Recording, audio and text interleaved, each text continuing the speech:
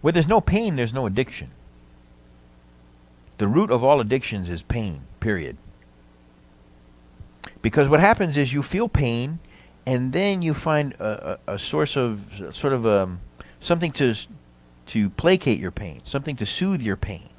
But the thing that you're using to placate your pain, to soothe your pain, is a source of more pain. And so you need more of it, and then more pain, and more of it, and more pain. And it just keeps going. And a relationship can definitely be that way. Absolutely.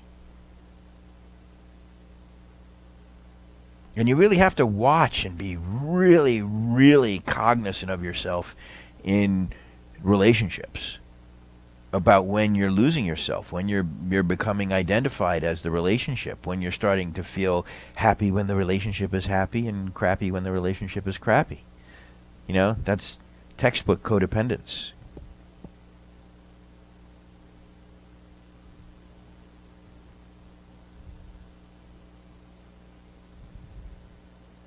So you see what's going on. You see, you know, all we want is to be happy. All you really have to do is shut up and be happy.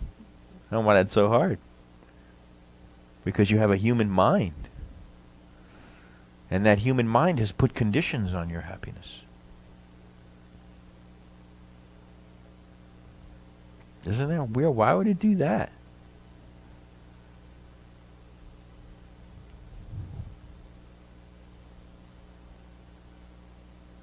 So all of these things, you know, are blocks in your own mind, and this is what we're trying to uncover.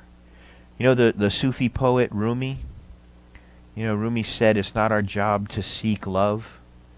It's our job to seek within ourselves all the barriers that we've put between us and it. You are love. It's so easy to love.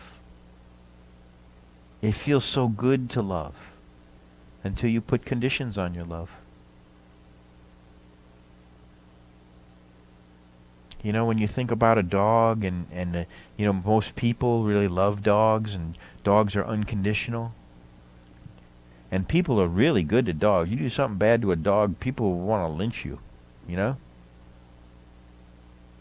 But humans, I love my dog, don't you know, but we can't be that way with humans. We can't be that way with each other. Isn't that weird? You know, we need other people to be a certain way so that we can feel good inside. That's that like addictive process. You know that's really the difference, Greg. Is that when your pain is gone, it doesn't matter where you are. It doesn't matter what you're doing. I'm sitting out in the middle of the woods by myself, completely happy. Just when I say happy, like, it's not mental happiness. It's peacefulness and the joy that I am, my being. All that other stuff is gone. One time I was out in Murakami and I heard leaves, and I was like, I knew there's like these black racer snakes that are around. So I wasn't scared. Not particularly a big fan of snake, but I sat down under a tree, and I walked off the path, and I was just in the woods. And I found a nice place where a tree and kind of a high ground I could be comfortable.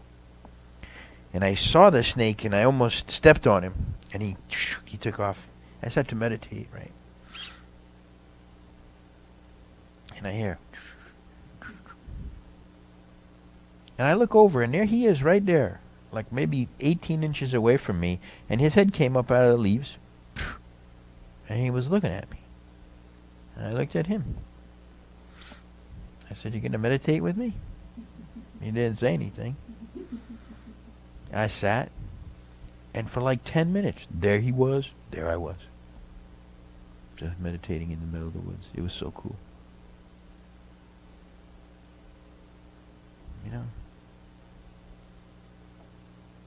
It's really fun when you don't need anything.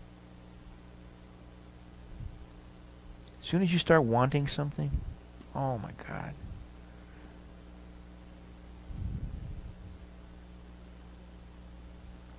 There's a difference between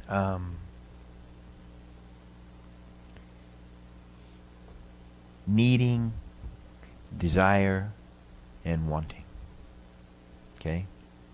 And we really need to it's really helpful to understand and break apart and have these things be different, right? Because in Eastern philosophy, they'll tell you, desire is the root of suffering. You have to get rid of desire. And then in the same breath, they tell you, but desire for peacefulness, that's good desire. And this is good desire. And I'm like, you can't have it both ways. In the translation, it's getting lost. And in the minute that you say good desire, bad desire, you invite the ego back into it. And we don't want to do that. We don't need to judge. Okay? We don't ever want to judge. We just want to see clearly in boundless equanimity. Okay? So, there's needs. We all have the same needs. Without your needs, you die. Okay? Food, shelter, clothing. That's it. On a spiritual path, those need to be met first. There's no spiritual path without the need of food, shelter, clothing being met. All right? You're in survival mode, you got to survive. Right? The next thing is desires. And the difference with a desire as opposed to a want is that a desire does not generate pain. So, I always like to use scuba diving as an example. I love to scuba, but I haven't scuba in years, right? But I'm not sitting home going, oh, my life is so incomplete, when am I going to scuba? I just need to scuba, otherwise I'm here all alone. It's just not like that.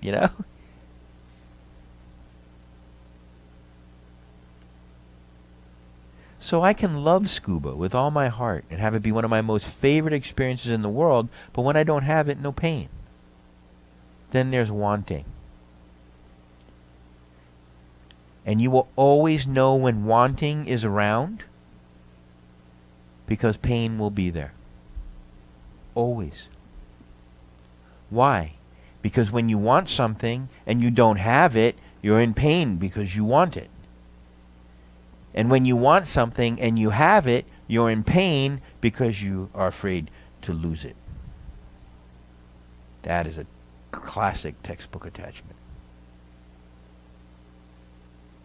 And if you're in pain, I guarantee you that you're wanting something. Guarantee you 100% that you are wanting something. How could I know that? Did you ever suffer or feel pain ever once about something you didn't want? I always like to use snowshoes because it's the most ridiculous example I can find in Florida. The tennis, they look like tennis rackets, those big snowshoes. Does anybody in here have snowshoes? Right? Is anybody here sitting here saying, oh my God, when am I going to get snowshoes? I'm so upset I don't have snowshoes. No, you don't want snowshoes. Therefore, snowshoes cannot cause you pain.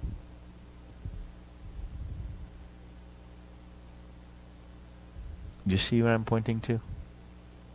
So all of these things, when we feel bored, you know what I mean? It's the mind wanting to poke around, the mind wanting to pull these strings. And even bored is not presence. You know what I mean? When you're bored, you're really in your mind.